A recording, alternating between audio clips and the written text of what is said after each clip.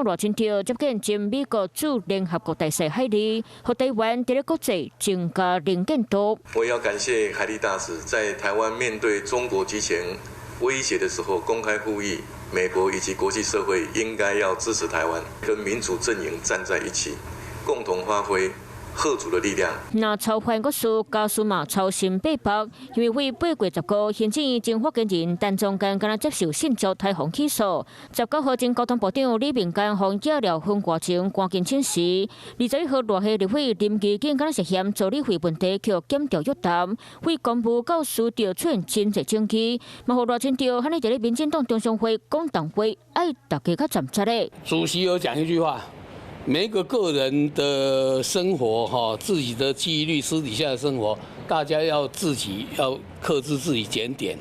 大家要检点，不要让民进党再受伤害了。主席倒是讲说，党不能去管到你的私生活，但是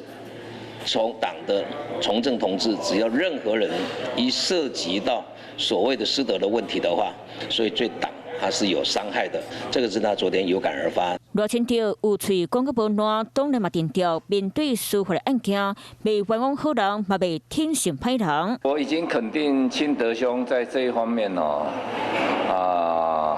几次，不分蓝绿白有案该办就办。其实民进党都是其一的标准，那就是尊重司法，勿枉勿纵。无论输掉或者是司法的问题，罗清潮下军令全体注意，无希望阁听到无好的消息。Hello， 我是张新文。想要抢先掌握最及时的新闻资讯吗？赶快订阅、按赞、开启小铃铛，锁定华视新闻 YouTube 频道。